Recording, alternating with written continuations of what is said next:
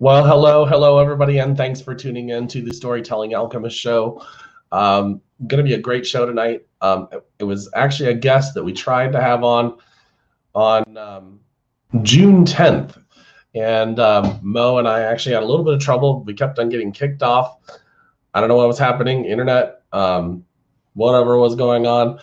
But we're doing this show again here about a month later, and so let me welcome you to the show, Mo Rock, the CEO of the Los Angeles Tribune, visionary and leader, and I think we'll have a really powerful show today. So everybody get excited, and I'll bring Mo on. How's it going, Mo? Hey, Jeremy, good to see you, good to see you, good to see you. I'm excited.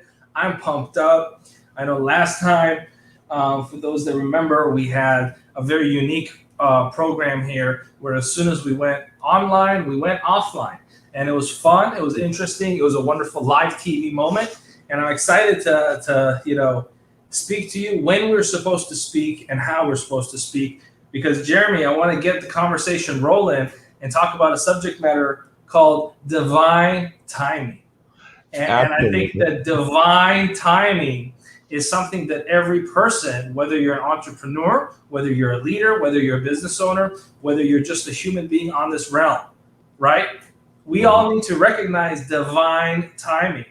And divine timing goes hand in hand with patience, right? When are you going to have that relationship that you've always dreamed of? It will happen in divine timing. When are the dreams and visions that are in your heart going to come into fruition? It will happen in divine timing. When will that business that you want so badly within you to be so big and successful become big and successful as you define it? In divine timing. And so being that this is the Storytelling Alchemist, and being that Jeremy has such a lovely way of bringing the holistic and the mystical into the practical realm, I think that that's a beautiful subject matter for you and I to talk on. And what I love about this program, Jeremy, is that you have conversations. It's not an interview where it's like, oh, what's your favorite color? Where were you? Where did you grow up? No one gives a crap. Let's have a lovely conversation about a distinction that can help transform and change lives. So I'm curious to hear your thoughts on divine timing, and we can really get into it. Well, thank you, Mo. That was a great intro, and we might want to know what color your favorite color is, but it's probably not relevant to this particular subject. So, funny enough, it's interesting you should say that about divine timing. One of the things I very much believe in is natural law. We don't have to get into all the details, but we know that when we put something out there, when we set our intentions, when we go out there to create a business, or we want that relationship, the universe prepares you for that.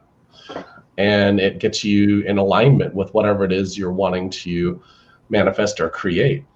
And don't you think, Mo, one of the things that I've always found really powerful too is being grateful for where you're at right now, and not looking at other people and saying they have what I want, but being grateful for what they have too. And celebrating what they have, because as you celebrate what they have and what you have, and you celebrate together, then you're creating community and you're opening the pathways for creation to move a lot smoother for you. So, what you just said is so brilliant, and it's so sad, and it's heartbreaking, because I've seen so many people that I have watched over the years, and there's two things that they have consistently held in common over the course of in some cases, literally 10, 15, 20 years. One, consistently jealous, envious, upset at other people's success. Mm-hmm. And two, consistently unsuccessful. And I think that there definitely is a correlation between individuals that are unappreciative of other people's accomplishments. How did that guy become a multimillionaire? I used to have lunch with him. And that idiot is a multimillionaire? Yeah, I remember how cheap he used to be when we had lunch. I used to pay for the bill. He would just get a glass of water. Always something negative about someone that's very successful. Oh, that asshole became a multimillionaire. And then you look at the people that say that, and what's interesting in my experience is those people that say that themselves are very much unproductive with life, very much unfulfilled, very much stuck in a very limiting limited potential, not tapped into their own potential. And I believe there's a correlation. And from a spiritual perspective, what you're talking about explains that correlation, because they're not open to even receiving. You see, when you're grateful for someone else's success, when you have people in your life that you look up to, this is why it's so important to have mentors. A mentor doesn't necessarily have to be someone, or someone that you look up to doesn't necessarily have to be someone that's in your life, doesn't have to be a life coach, doesn't have to be someone that's your boss or manager. You can have a mentor that is not here right now. As an example, I had a lovely conversation with Dr. Joe Vitale, and he was explaining how many of his mentors are people that have been dead for, centuries. Right? The point is to have people whose success you are grateful for, that you can look up to, and the neural pathways will open up. And when you're grateful for another person's success, you know what happens, Jeremy? You think, if they could do it, I can do it. Yep. But if you're looking down on someone, what are you doing? You're causing a separation. Yep. There's never been somebody that has hated Michael Jordan and not respected Michael Jordan that made it in the NBA. You know what I mean?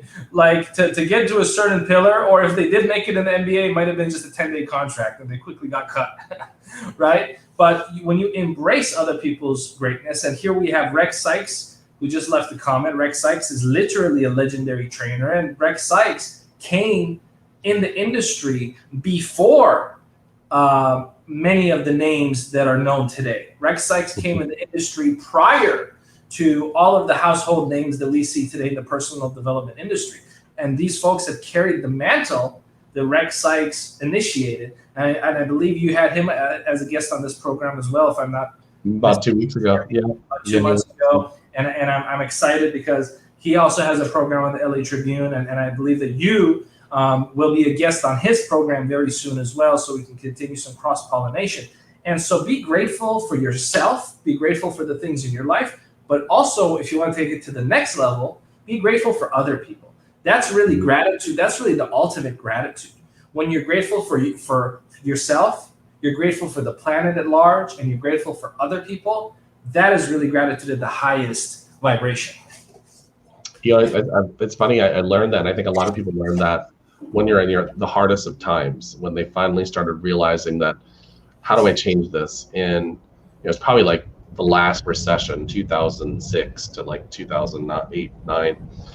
And I was going through a hard time, and I'm just, instead of me being jealous of everybody, that was actually around the time The Secret came out. I started becoming grateful for all the things that, even down to the things that were annoying me, so to speak. I was grateful for that too, because it was an opportunity for me to grow. And it's one of those things where I totally agree with you. One of my mentors, I would consider, it would be Socrates, who was in history and stuff like that. Just because one thing that his teachings taught me is to always question everything, not in a negative way, but in a way to understand. And so that's how I think that what happens is that we get so fixated on what we don't have and what they have, or what they don't have. And then we're so busy, our energy is so busy over with other people, it's not focused in on us. And that's what they call in coaching, cross-purposing. You're so focused on everybody else, but you're not focused in on what would make you happy. Working on yourself, like, you mentioned relationship earlier, but maybe having to start wording, there's some things that you might need for a relationship, like some confidence to be able to communicate clearly. You know what I mean? Feeling better about yourself. And I've had a lot of people come to me and they're like, I can never be in a relationship because I'm just not good enough. And you have to change that. And nobody can heal that in you. That has to be healed, and you have to heal that. Well, whoever said that to you, Jeremy, whoever said that they can never be in a relationship, they're wrong. And they're wrong for a number of reasons, but the first reason why they're wrong, and if there's anyone watching that feels that way, what I'll point out to them is that you already have a relationship. You have a relationship with yourself, first and foremost, right? And so we all have a relationship first and foremost with ourselves before any other relationship, really, And of course, there's a spiritual idea of us having a relationship with a deity. But that individual that doesn't believe that they can be in a relationship is already in a relationship. Okay? And so we must first love and appreciate ourselves, because that is who we're in a relationship with. And if we don't respect ourselves, if we don't love ourselves, we have no business. And I sort of understand what he's saying, but at the same time, we do need to start there and get that inner work going, right? And we need to do the inner work. So on one hand, it's important to point out that that person does have a relationship right now. And on the other hand, it's important to point out that that is where they can begin that process, by nurturing that relationship. You can only love someone else as much as you love yourself. And a lot of times people mistake depending on another person for love, depending on another person for escapism, depending on another person for validation, for a Band-Aid. You know, there's a lot of folks that are self-loathing, that are in relationships with other people, because that gets their mind off of their self-loathing. That's not a healthy relationship. Healthy relationship starts with you loving yourself, first and foremost, respecting yourself, and then being grateful for another human being and loving that person unconditionally without attachment. Obviously, much easier said than done, as all of us that have lived this human experience know firsthand. But nonetheless, these are truisms that are very important for us to talk about, think about, and act upon. Yeah, that is obviously one of the things that people get caught up in this conversation. They're like, is exactly what you said, easier said than done. And the truth is that all of us have times when we're in these places where we might even think that. And it just takes work. It takes work to, proceed forward. Rex is coming up with some amazing. You can only love another person as much as you love yourself. Great stuff. Great stuff. Yeah. So, and so it's one of those things where if we don't continue to work on ourselves, and I really think those moments where you think like, I don't feel good enough, or I feel down on myself. I think those are opportunities to lift yourself up. That's your mind saying, this is not where you're not loving yourself, and it's time to pick yourself up and say, hey, you know what? But that's not true. There's a really powerful author that I love named Catherine Ponder, and she teaches that, because a lot of people teach a lot of affirmations and stuff like that, which affirmations are wonderful. But she said, if you don't cancel out the old program that says that you're not good enough, meaning saying, I'm not good enough, and you say, no, that's not true. I am good enough, and I deserve the best of everything. And then you go into your affirmations, because then you're reprogramming yourself. And, because, gratitude is awesome, but then you have to also change the habit that was preventing you from being grateful, I guess is the best way to put it. So, very powerful. Absolutely. No, you're absolutely right. I think that's brilliant. And I'm very, I'm excited that you're sharing those books that I think more people need to read. And gratitude is very, very important. I mean, we can talk about this for hours, and a lot of people, Jeremy, they have a total misunderstanding of the power of gratitude. In other words, a lot of people hear it and they think, oh, that's cool, that's cute, that's a nice fairy tale concept, or they think it's a cute meme. But what they don't understand, and what I like to focus on, are all the tangible benefits of gratitude for not just life, but even for business. When you show gratitude to your customers, to your clients, they can feel it.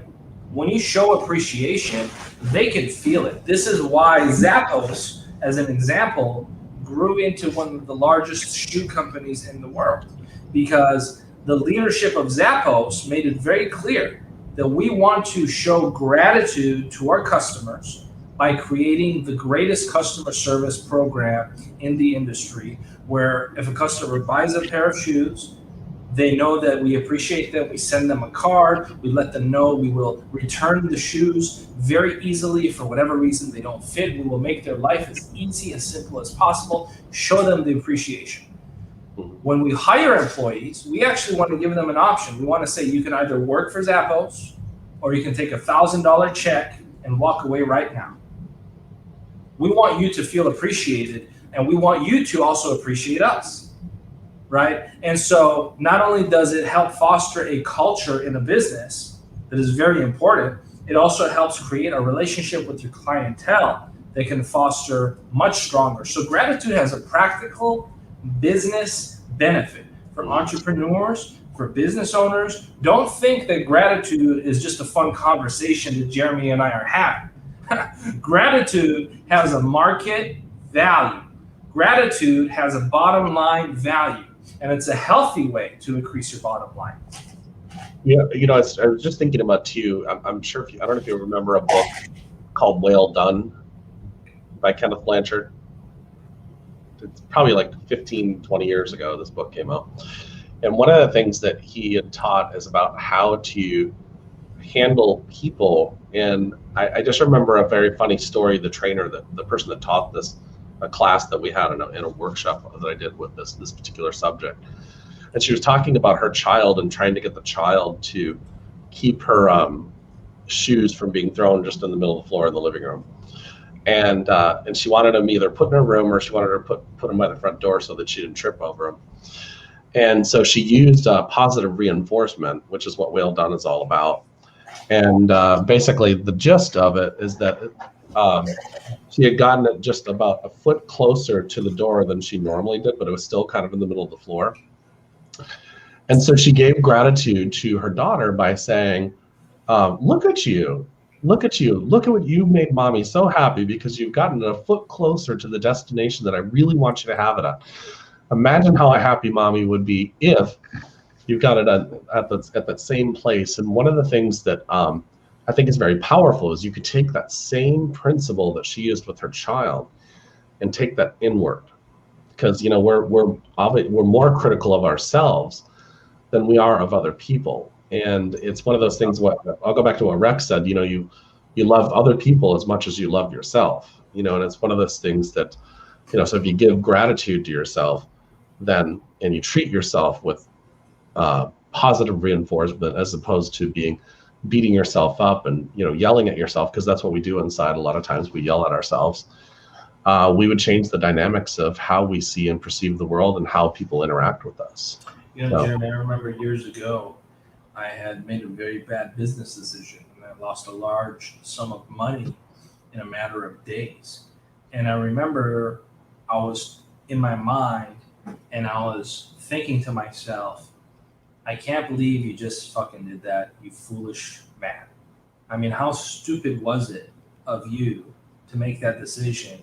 And you just lost more money than most people see in a decade in a matter of a couple of weeks because of the stupid, idiotic decision that you made. This was about 5-6 years ago. And then I thought to myself, Jeremy, I said, if I talked the way that I talked to myself just now to friends that I have in real life, I wouldn't have any friends.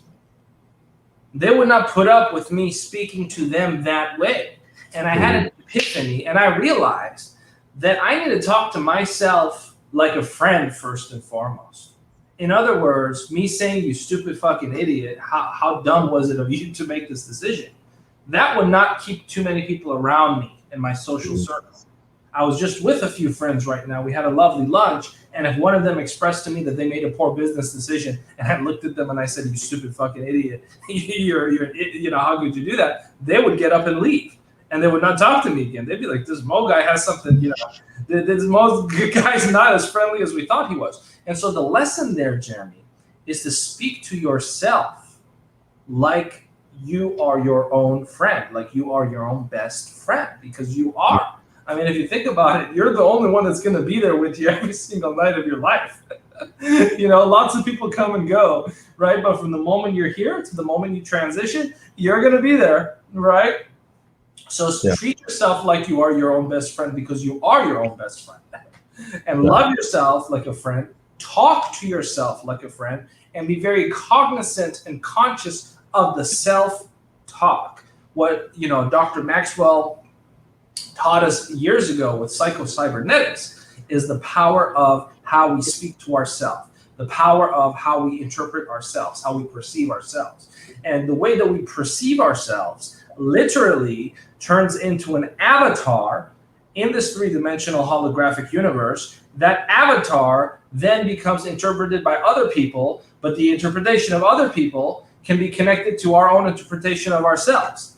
And so there's a whole host and a whole myriad. And I know we're getting a little deep down the rabbit hole, but this is the Storytelling Alchemist. We're going to tell stories and we're going to practice alchemy. And so, how we perceive ourselves largely leads, in other words, to how others will perceive us, which largely leads to a change in our own destiny. Yeah. Powerful stuff.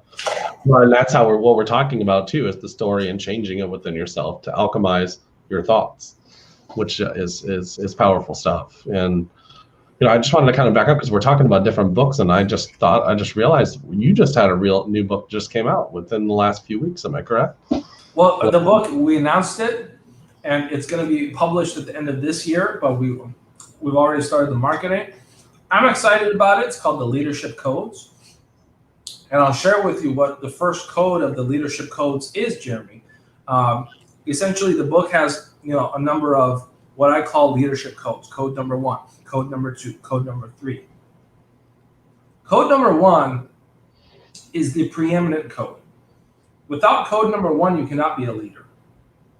Without code number 1, you cannot be a successful entrepreneur. Without code number 1, you cannot be a fulfilled human being. Without code number 1, you cannot be a leader as I define it. And code number 1 is integrity.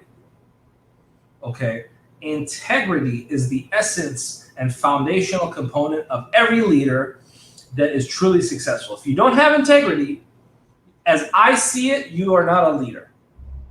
Okay? So to be a leader in my world, you need to be someone that practices integrity, where integrity is a fundamental part of your character, integrity in your life, integrity in your business, and integrity specifically as defined not just by the Webster Dictionary, which in some cases is a very surface level, as most people have an understanding of it, but integrity as defined by the great Buckminster Fuller, the late great Buckminster Fuller. And if you're curious about how Buckminster Fuller defined integrity, you'll get a synopsis of that in my book. But I encourage the folks to Google Buckminster Fuller integrity. There's some remarkable essays that he wrote, which really define integrity in a very unique way, but in the more holistic way as well than just telling the truth. Telling the truth is just a small part of integrity. Integrity is in our character, in our action, in our behavior, in every single element of our life. And so to be a true leader, you must truly practice integrity. And in fact, in the leadership codes, we have references to Rex Sykes, who is, in my opinion, the grandfather of neurolinguistic programming. That's what I call him. He may or may not like that nickname. I don't really care. I'm still going to keep calling him that because I think it's very fitting. And especially now that he has the gray white beard, we can call him the grandfather of NLP. I think it's very fitting. He's earned it. He's paid his dues. And there's lots of work that I'm citing from Rex Sykes in the book, as well as so many other my lovely mentors that I've had over the years, Rex being one of them.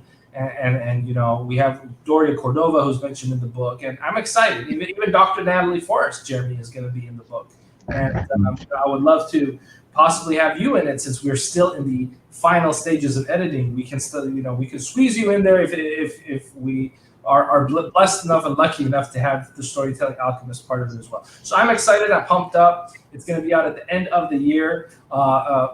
December of this year is currently the scheduled date of release. We're literally just finishing the final draft of it and sending it out to publishers so we can do a release nationwide in about 6 to 7 months. So approximate date right now of release is December of this year. So we have quite a ways away, but hopefully right in time for Christmas. Awesome. Well, that's exciting stuff. I know that there's a lot of cool stuff happening at the Tribune, and you just had a women's summit within the last month, and a good friend of mine was on a panel, and she did an amazing job. And well, you're all good friends of mine, so so it just goes from there.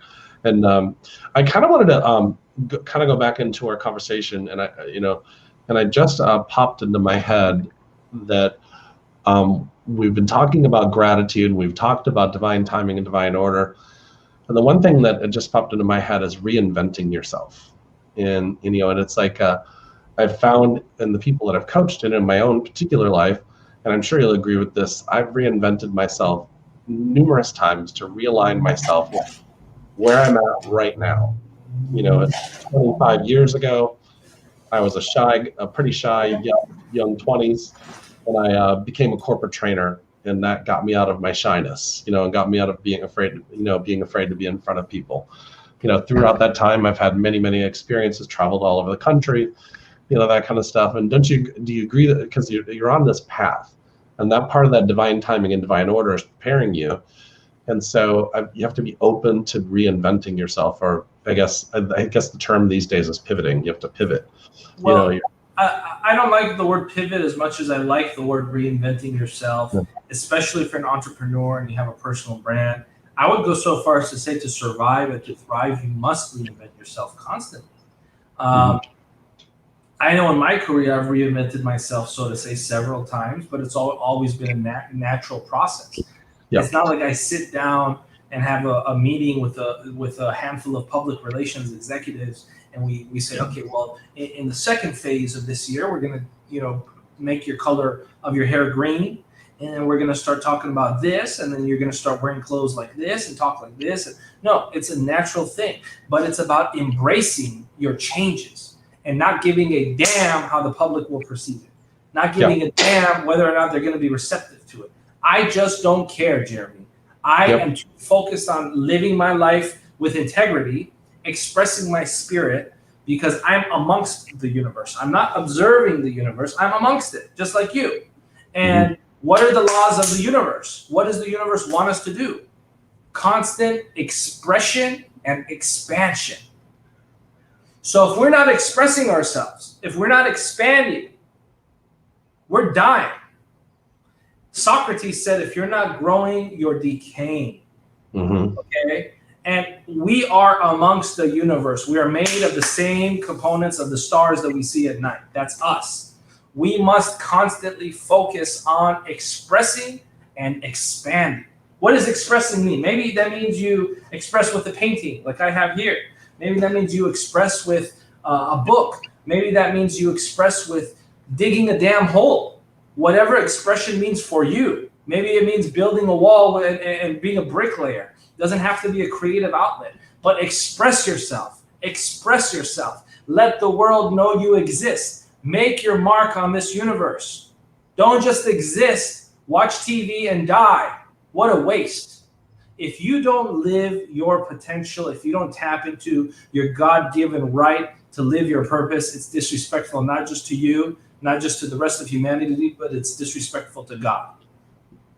Because you were created and you were put on this planet for a purpose.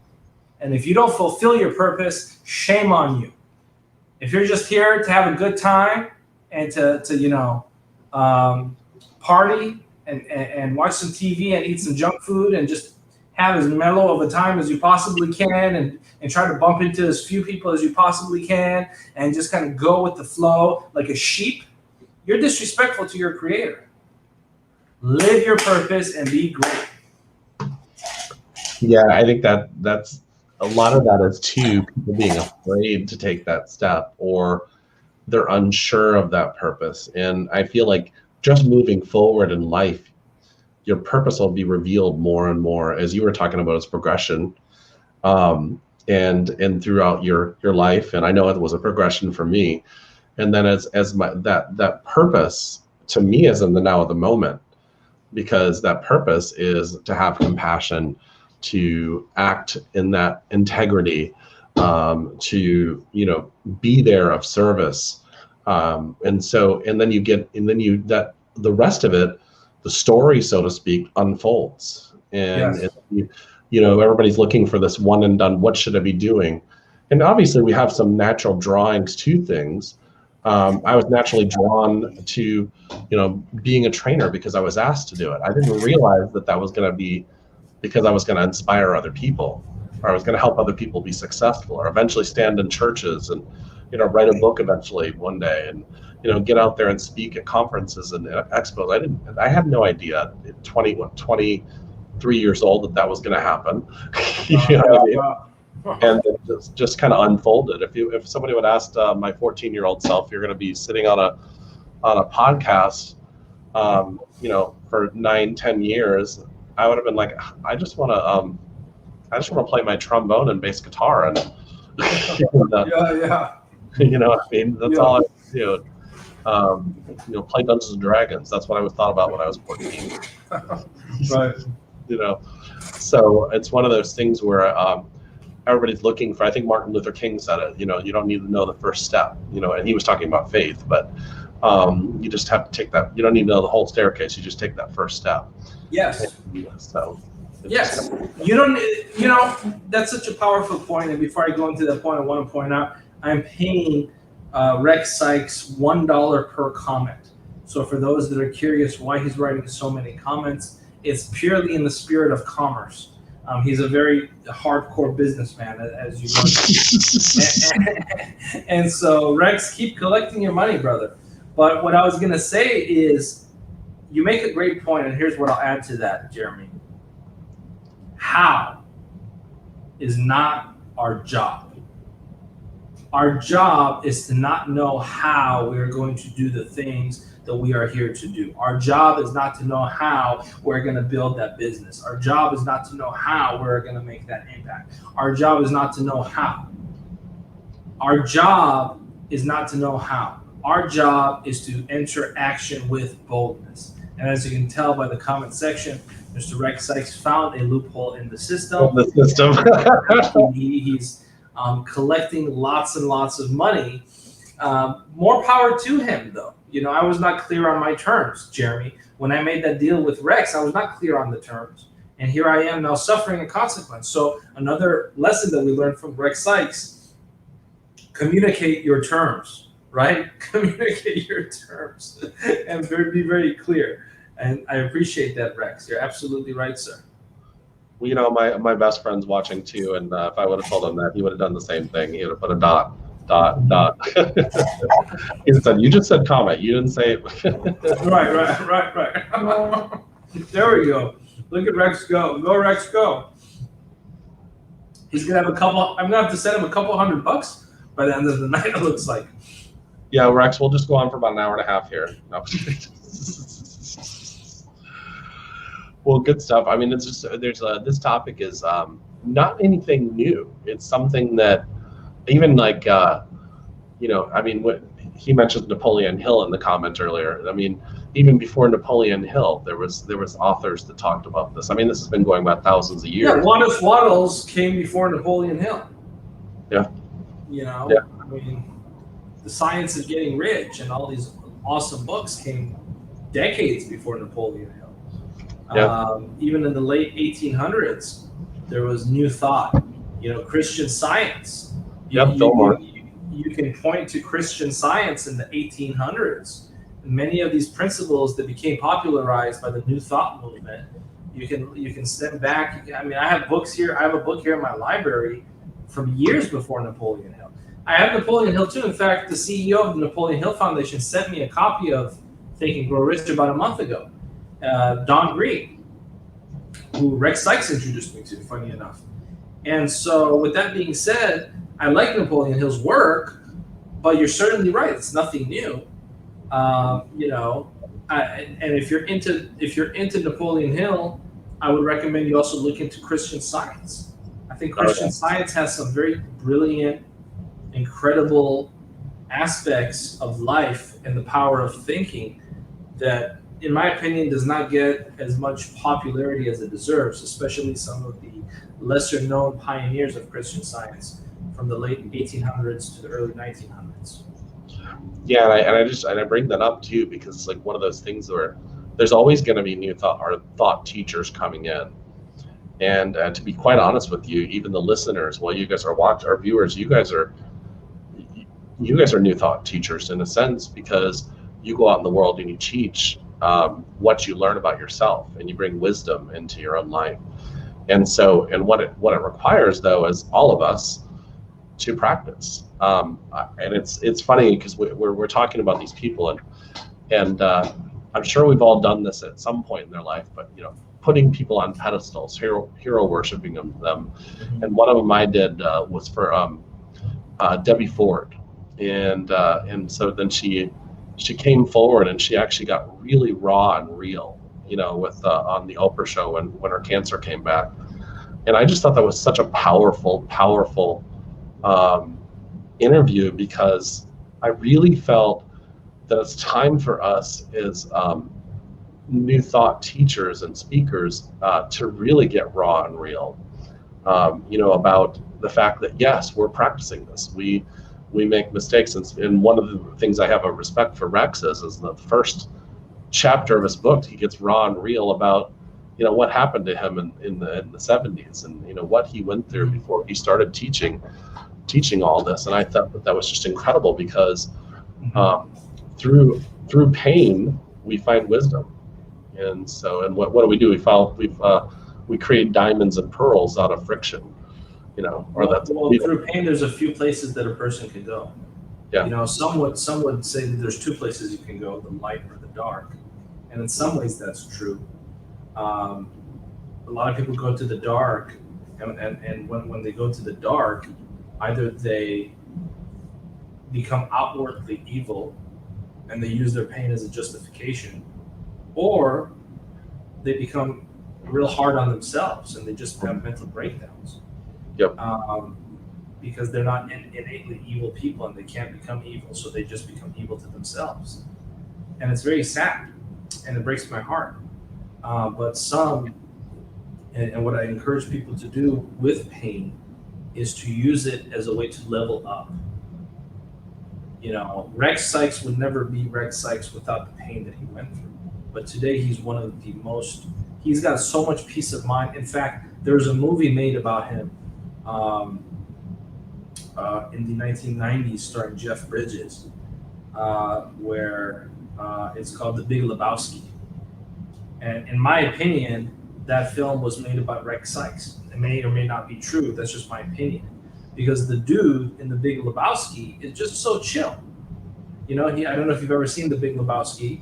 Many years ago, yeah. But he's just so relaxed. He's just so calm. People break in his house and they punch him and they kick him and they destroy his furniture. And he's just pretty mellow about it. He's just like, come on, man, what are you? But he has like so much peace of mind. That's Rex Sykes. Rex Sykes has a lot of peace of mind. You can call him and he's always chilling. Call him at 2 a.m., call him at 3 a.m. He'll wake up and he won't be mad that you woke him up. He'll just be like, hey, what's up? What are you doing? I'm just relaxing here, eating some ice cream. So the point is, though, to use pain to develop peace of mind, to use pain to have compassion, to use pain because if I know what pain feels like and I see it in you, I can understand it and I can have empathy. And that makes me an inherently more powerful person because empathy is a powerful tool, is a powerful attribute that we have. This is why psychopaths and sociopaths, while they do excel in society, more often than not, they excel for short time periods and it catches up to them because they lack that empathy. Empathy, though, but true leaders and true successful entrepreneurs that have careers that last decades, they operate with empathy. And so empathy is another extremely, extremely powerful layer along with gratitude for any true leader. Yeah, absolutely. And I think that's kind of what we're leading up to in our conversation, because even if we, if I would have thought about our connection issues the last time we were on the show, if that would have happened 15 years prior in my life, I might have had a lot of anxiety over it. I might have had, or you might have had a lot of anxiety. I don't know where you were at 15 years ago in your emotions, but it could have affected us very differently. And through the work, much like Rex, he said dude in the comments. It's one of those things where as we do that work, we change. And one of the things I think is cool, situations like happened a month ago, they pop back up for a reason to show us, hey, look where you've come. Look where you came from. Look where you're at right now. And not only do we have empathy for ourselves, but you and I were just rolling with it. We were joking about it. We were being silly about it. And, I actually got a lot of comments and people emailing me and saying, you guys are hysterical. The funniest part was Dr. Forrest telling me that Mo messes up recordings because I tried to interview him once and we had trouble. I swear, Jeremy, that's happened to me about half a dozen times in the last year. At least 6 or 7 times, weird stuff has happened when I've been doing podcasts. I don't know why, but it happens to me more. It's happened to me more often than the average person, for sure. It's very bizarre.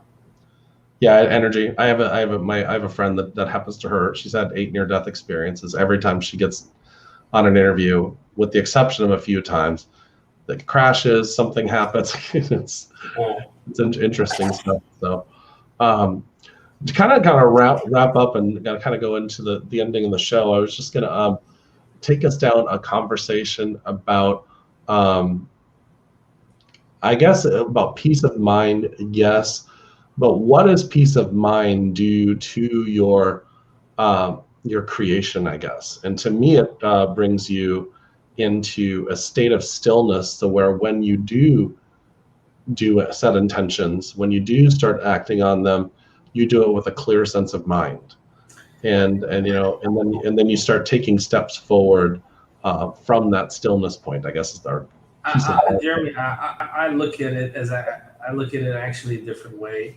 Okay. Than that. I see the two as being interconnected and codependent on one another. Yep. Okay. In other words, I have peace of mind when I am creating. That's true. And my creating gives me the peace of mind, and my peace of mind helps me create. But I believe that both of them go hand in hand. So they're independent. When you're expressing, going back to the universal principle of expressing and expanding, I believe we have our peace of mind, which I define as just being fulfilled with who you are as a human being, right? Mm-hmm. Peace of mind is I accept myself, I love myself, and not in a narcissistic way, but just in a fulfilled way. I'm happy with who I am. Not what I have, but who I am, right? But being happy with who I am is a reflection of me being able to live my purpose. My purpose requires activity, requires action, requires creation, requires movement, right? My purpose is not to sit still like this all day. Oh, yeah. No, I was meaning like when you have, because a lot of times you'll set your intentions, but the mind chatter starts going in. Absolutely. Yeah, so no, definitely you have to act. So yeah. Action definitely has. I was actually on a summit a couple weeks ago with a woman named Susie Carter, and she said radical action creates radical change. And I've heard that more than once from many other speakers and teachers and books and stuff like that. But it's true, majorly true. So I guess last question I would throw out to you is that there's listeners out there, and obviously this has been a hard year, but also there's people that are they have goals and things that they want to work on, whether it be to have a more enriched family life, whatever it is. What is some advice that you could give people just to start, I guess, being more authentic with themselves? And we've given a lot of cool stuff over the last 45 minutes. So a lot of people, Jeremy, they're looking for permission.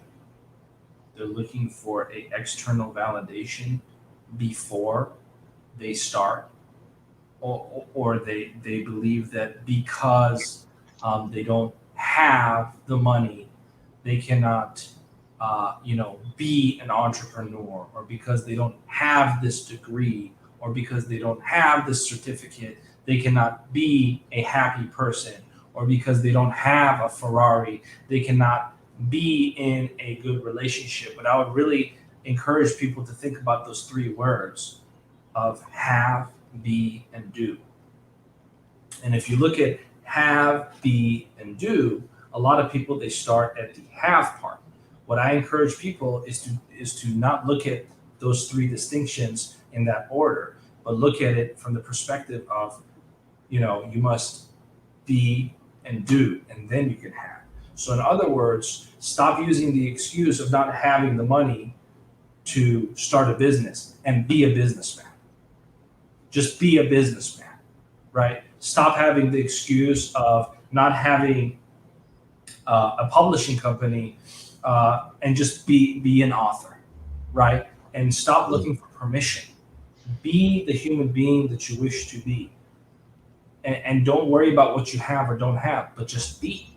And when you be, then you do, and third, you will have. But think of it in terms of that order. First you be, then you do, and third you will have, not the other way around. So I would encourage people to be who you are destined to be, and has nothing to do with what you have or don't have right now. Because if you look to your left, you look to your right, and you don't see evidence of that giant and titan that you see for yourself within, that's okay. None of the things in your circumstance are a reflection of who you are. They're a reflection of who you were. And don't let your past determine your future. So be who you are meant to be, and don't look for anyone else's permission or anyone else's validation or anyone else's stamp of approval for you to embody who you know you're destined to be. Very cool. Very, very cool. Thank you so much. Just a real question announcement for next week. Next week's show, we'll actually have Dr. Natalie Forrest on. And so that's going to be a great show. And as most of you know, Dr. Natalie Forrest is also a part of the Los Angeles Tribune as well. And so that will be an amazing, I know it's going to be an amazing show. So tune in next week at 10 p.m. Eastern. And thank you so much, everybody, for watching tonight. Hey, I appreciate you. Love you. God bless.